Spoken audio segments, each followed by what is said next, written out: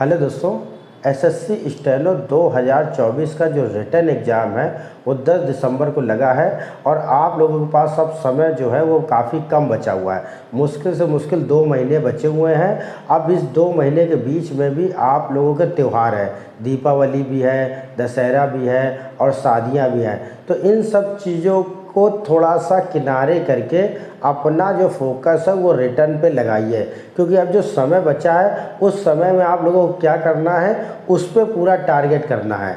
तो जो 2 महीने बचे हुए हैं उसको इस तरीके से व्यवस्थित करना है कि आपका रिटर्न टेस्ट निकल जाए। देखिए, शॉर्ट हैंड देने आप तभी जाएंगे जब आपका रिटर्न टेस्ट निकलेगा। अगर मान लीजिए आपका रिटर्न टेस्ट नहीं निकला तो फिर आपको पूरा 1 साल का वेट करना पड़ेगा और जब फिर फार्म आएगा, फिर फार्म भरेंगे, फिर आप रिटर्न की फिर से तैयारी करेंगे।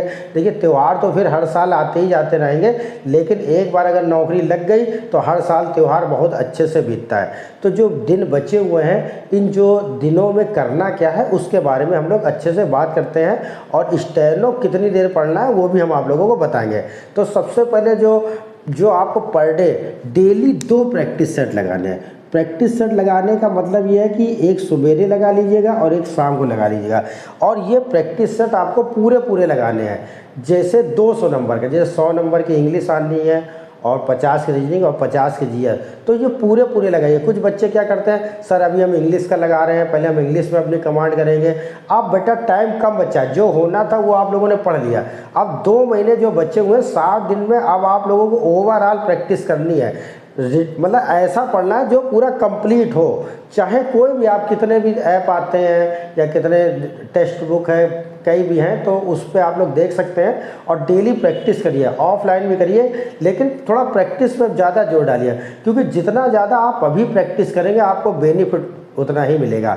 अगर आप 200 नंबर का नहीं लगवा रहे हैं, मान लीजिए आप कह रहे हैं कि सर हम केवल इंग्लिश का लगाएंगे या आप जीएस का लगाएंगे, तो वहाँ नंबर तो आपको ओवरऑल 200 नंबर में ही मिलेगा और समय कम बचा हुआ है। तो कोशिश क्या करनी है, आपको दोनों को प्रैक्टिस करनी है। अब एक सुबह लगाएंगे, एक शाम को लगाएंगे। इसको लगाने के बाद एक चीज़ और गौर करिएगा, क्योंकि तभी आपका नंबर है जो वो बढ़ेगा। अगर मान लीजिए आपने लगाया, आपके नंबर बनते हैं 140 और कुछ सवाल गलत भी होंगे, तो वो ये भी देखिए कौन से सवाल हमारे गलत हो रहे हैं, क्या कमी की वजह से गलत हो रहे हैं और किन वजह से हो रहे हैं। अगर आप केवल प्रैक्टिस सेट लगाते हैं तो फिर आगे आपको दिक्कत करेगा। आप ज़रूर उसको ध्यान रखिए कि कौन सा सवाल मेरा क्यों गलत हो रहा है, इस पे ज़रूर फोकस करना है। अगर आप इस पे फोकस नहीं करेंगे तो केवल प्रैक्टिस सेट आप 2000 लगा लीजिए, उसका कोई मतलब नहीं होगा। जब तक आप उस पर शोध नहीं करेंगे कि क्यों गलत हो रहा, तब तक आपको बेनिफिट नहीं करेगा। तो 2 प्रैक्टिस सेट आपको डेली लगाने हैं। 60 दिन है, अगर आप डेली 1 और 2 डेली लगाएंगे तो 120 हो जाएंगे।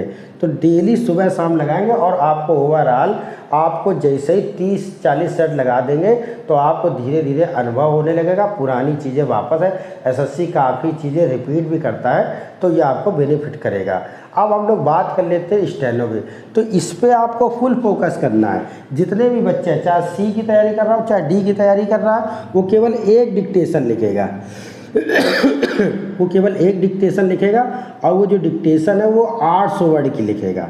ठीक है, 800 वर्ड की लिखेगा और केवल जिसकी जितनी स्पीड है, जैसे मान लो किसी बच्चे की 70 की स्पीड है तो वो 70 की स्पीड से ही लिखे, किसी की 90 की है तो वो 90 से, कुछ बढ़ाए और घटाए नहीं। जितनी उसकी स्पीड है वो केवल उतनी स्पीड पे अपना काम कर सकता है। लेकिन बेटा पर डे एक जरूर लिखिए, क्योंकि आपको रिटन एग्जाम देने के बाद आपको स्किल टेस्ट भी देना है। जब दोनों चीज़ों में आप पास हो जाते हैं तभी आपको नौकरी मिलनी है। तो केवल 24 घंटे में 10 मिनट की एक डिक्टेशन आती है, उसको आप केवल अपना प्रैक्टिस कर लीजिए।